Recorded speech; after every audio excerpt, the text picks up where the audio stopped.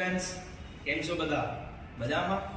સો આજની આ વિડીયો ખૂબ જ મહત્વની છે, કારણ કે આજે હું તમને સ્ટાન્ડર્ડ 12માં નામાના મૂળ તત્વોમાં એકાઉન્ટન્સીમાં વેલ્યુએશન ઓફ ગુડવિલ એટલે કે પાગડીના મૂલ્યાંકન વિશે વિગતવાર અભ્યાસ કરાવીશ. તો કોઈ પણ ચેપ્ટરની શરૂઆત કરતા પહેલા આપણે એ સમજવું જોઈએ કે એ ચેપ્ટર શું કહેવા માંગે છે. એવી જ રીતે પાગડીનો અર્થ સમજતા પહેલા આપણે એ સમજી લઈએ કે પાગડી શું છે. તમારે કોઈ પણ પેઢી પાસે મુખ્યત્વે બે પ્રકારની મિલકત હોય છે. નંબર 1 બિનચાલુ મિલકતો અને નંબર 2 ચાલુ મિલકતો. બિનચાલુ મિલકતોમાં દ્રશ્ય મિલકતોમાં જમીન, મકાન, પ્લાન્ટ અને ફર્નિચર અને લાંબા ગાળાના રોકાણોનો સમાવેશ કરવામાં આવે છે. જ્યારે અદ્રશ્ય મિલકતોમાં પાગડી, પેટર્ન, ટ્રેડમાર્ક અને કોપીરાઇટનો સમાવેશ કરવામાં આવે છે.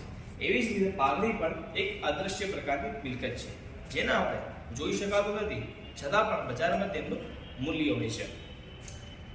વર્ષો પહેલા આપણે જે ધંધાની સ્થાપના કરી હતી, સમય જતાં બજારમાં તેની પ્રતિષ્ઠા અને સ્થિર ગ્રાહક વર્ગને કારણે ધંધાનો તેનો લાભ મળે છે, જેનાથી પાગડીનો ખ્યાલ ઉદ્ભવે છે. હવે પાગડીનો અર્થ સમજીએ.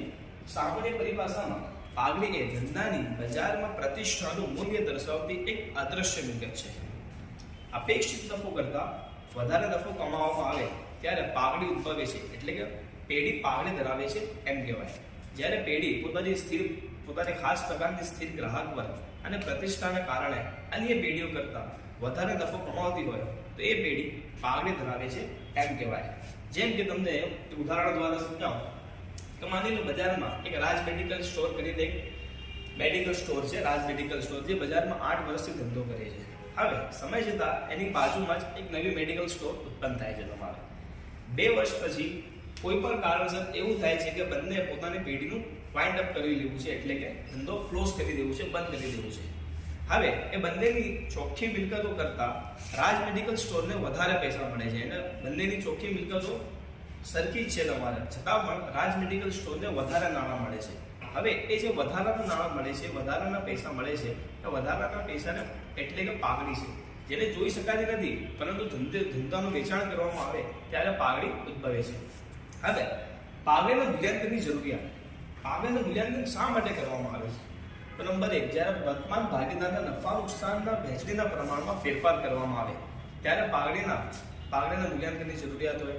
નવા ભાગીદારનો પ્રવેશ થાય ત્યારે, વર્તમાન ભાગીદાર નિવૃત્ત કરવામાં આવે ત્યારે, ભાગીદારની કોઈ કારણસર મૃત્યુ થાય ત્યારે, અને જ્યારે ભાગીદારી પેઢીનું કંપનીમાં સંયોજન થાય, રૂપાંતર થાય ત્યારે પાગડીના મૂલ્યાંકનની જરૂરિયાત ઉદ્ભવે છે. એના પછી પાગડીના મૂલ્યાંકનની પદ્ધતિઓ આ અગત્યની છે તમારે, જે આપણને આગળ સમજમાં એટલે કે દાખલામાં ઉપયોગી થશે. તો પાગડીના મૂલ્યાંકનની મુખ્યત્વે 4 પદ્ધતિઓ છે, જેમાં નંબર 1 સરેરાશ નફાની પદ્ધતિ, નંબર 2 ભારિત સરેરાશ નફાની પદ્ધતિ, નંબર 3 નફાના મૂડીકરણ અધિક નફાની પદ્ધતિ, અને નંબર 4 નફાના મૂડીકરણની પદ્ધતિ. હવે આપણે એના સમ્સ ઉપર એટલે કે દાખલા ઉપર જઈશું. હવે આપણે એના દાખલા ઉપર જઈશું. તો આજે આપણે પાગડીને એવો દાખલો ગણીશું જે બધા સમ એટલે કે બધા સ્ટેપ તેમાં આવી જાય. તો ઉદાહરણ નંબર 6 માં આપણે જોઈએ કે પૂજા અને પ્રાર્થના 2 ભાગીદારો છે, જેમની રોકાયેલી મૂડી 8 લાખ છે અને અપેક્ષિત વળતરનો દર 12% છે. હવે છેલ્લા 3 વર્ષનો નફો અનુક્રમે 1 લાખ, 1,40,000 અને 90,000 રૂપિયા છે. પાગડીનું મૂલ્ય છેલ્લા 3 વર્ષના સરેરાશ નફાના 2 વર્ષની ખરીદીના આધારે આપણે નક્કી કરવાનું છે. સો આપણે શરૂ કરીએ. એમાં 6 સ્ટેપ આવશે. સૌથી પહેલો સ્ટેપ છે રોકાયેલી મૂડી.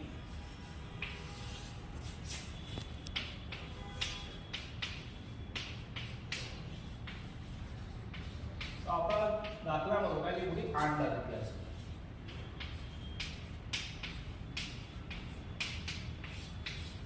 બીજો સ્ટેપ આવશે અપેક્ષિત નફો, એ અપેક્ષિત વળતરનો દર.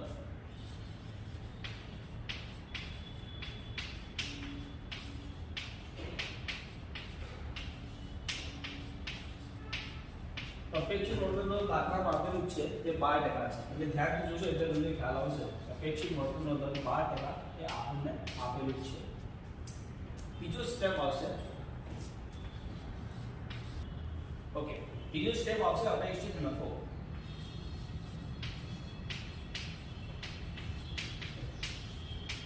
તો મિત્રો રોકાયેલી મૂડીને આપણે અપેક્ષિત વળતરના દર સાથે ગુણાકાર કરીશું એટલે આપણને અપેક્ષિત નફો મળી જશે. તો રોકાયેલી રોકાયેલી મૂડી છે બરાબર 8 લાખ રૂપિયા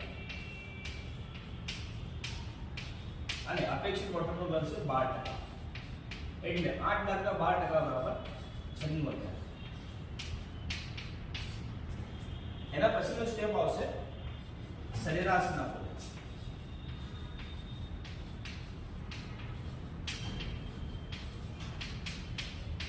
તો આપણને 3 વર્ષનું સરેરાશ નફો દાખલામાં આપેલું છે. વર્ષ અને નફો. પહેલા વર્ષનો નફો છે 1 લાખ રૂપિયા. બીજા વર્ષનો નફો છે 1,40,000 અને ત્રીજા વર્ષનો નફો છે 90,000. આનો કુલ કરીએ આપણને તો આપણને મળશે 3,30,000. હવે સરેરાશ નફાનું સૂત્ર છે સરેરાશ નફો બરાબર કુલ નફો ભાગ્યા કુલ વર્ષો. આપણો સરેરાશ કુલ નફો છે 3,30,000 અને આપણા કુલ વર્ષ છે 1, 2 અને 3. તો 3,30,000 ને આપણે 3 થી ભાગીશું એટલે આપણને 1,10,000 રૂપિયા આપણો સરેરાશ નફો થશે. એના પછી જોઈએ આપણે 5% અધિક નફો સુપર પ્રોફિટ.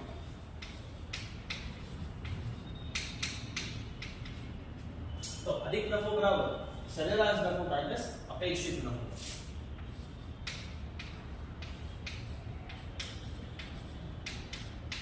માઈનસ અપેક્ષિત નફો. આપણે જોઈએ કે આ પેઢી સુપર પ્રોફિટ એટલે કે અધિક નફો ધરાવે છે કે નહીં. તો આપણે સરેરાશ નફો શોધ્યો 1,10,000 રૂપિયા અને અપેક્ષિત નફો 96 એટલે કે 96,000 રૂપિયા.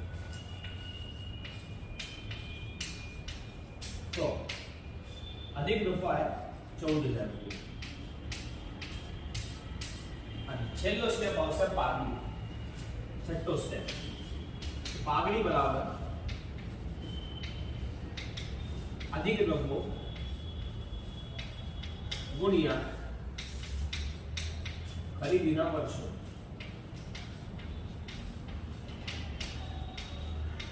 અધિક નફો આપણે શોધ્યું કે 14,000 છે અને આપણને શરૂઆતના દાખલામાં 2 વર્ષના ખરીદીના આધારે મુજબ ગણતરી કરવાની કીધી હતી. એટલે ખરીદના વર્ષો છે 2. તો 14,000 ગુણ્યા 2 એટલે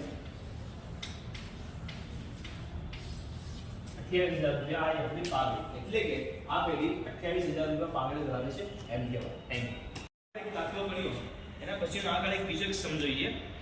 તો ઉદાહરણ નંબર 8 માં આપણે રકમ જોઈએ તો વિરાટ અને અનુષ્કા 2 પેઢીના ભાગીદારો છે જેમની પાગડીની કિંમત આપણે અધિક નફાના મૂડીકૃતકરણની પદ્ધતિ મુજબ કરવાની છે.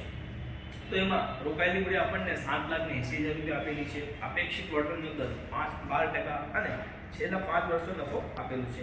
એ મુજબ આપણે સ્ટેપ મુજબ ગણતરી પાગડીની કરીશું.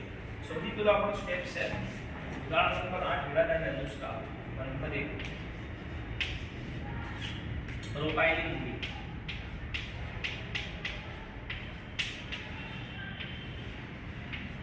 દાખલામાં આપેલી છે તો 7,80,000. બીજો સ્ટેપ આવશે અપેક્ષિત વળતરનો દર.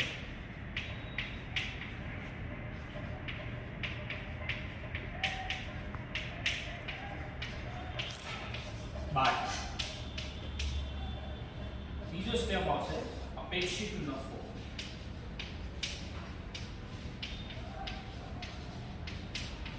અપેક્ષિત નફો એટલે રોકાયેલી મૂડીને અપેક્ષિત વળતરનો દર ગુણાકાર કરીશું એટલે આપણે અપેક્ષિત નફો મળી જશે. એટલે 7,80,000 ગુણ્યા 12% એટલે આપણને મળશે 53,600. ચોથો સ્ટેપ આવશે આપણો સરેરાશ નફો. છેલ્લા કેટલાક વર્ષનો આપણને નફો આપેલું છે વર્ષ નફો 2012-13 2013-14 2014-15 2015-16 અને 2016-17 હવે નફો છે તમારે 2 લાખ પેલા વર્ષે 2 લાખ એના પછી જે 2 છે તે પછી આવશે 2,40,000 એના પછી આગળ નાખેલું છે 2,50,000 અને 2,30,000.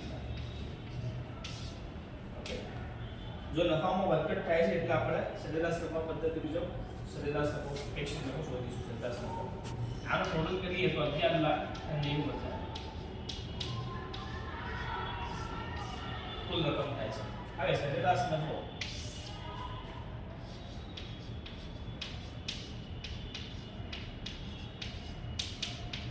બરાબર કુલ વર્ષો કુલ નફો ભાગ્યા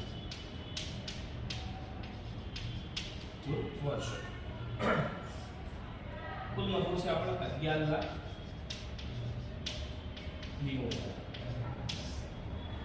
અને કુલ વર્ષો છે 5 એટલા આવશે 2,38,000. આ આવ્યો આપણો સરેરાશ નફો. એના પછી આવશે અધિક નફો સુપર પ્રોફિટ. અધિક નફો શું છે? બરાબર સરેરાશ નફો માઈનસ અપેક્ષિત નફો. સરેરાશ નફો આ આપણો 2,38,000 અને અપેક્ષિત નફો છે 93,000. તો અધિક નફો આવશે આપણો 1,44,400. હવે છેલ્લો સ્ટેપ પાઘડી. તો આ દાખલામાં આપણને અધિક નફાના મૂડીકૃત કરણની પદ્ધતિ મુજબ પાઘડીની ગણતરી કરવાનો છે. એટલે આમાં છેલ્લો સ્ટેપ આપણો બદલાશે. આ પદ્ધતિમાં પાઘડી બરાબર અધિક નફો આવ્યો, અધિક નફોને અપેક્ષિત વળતરના દર ગુણ્યા ભાગાકાર કરવાનો છે. એટલે આપણને પાઘડી મળશે. એટલે 1,44,400 ભાગ્યા અપેક્ષિત વળતરનો દર 12%. એટલે આવશે 12,03,333. તો પાઘડી બરાબર 12,03,333. સો વિદ્યાર્થી મિત્રો, આજે આપણે પાઘડીનો અર્થ, તેની જરૂરિયાત, તેની પદ્ધતિઓ ને લગતા મહત્વના દાખલા વિશે અભ્યાસ કર્યો. Thank you.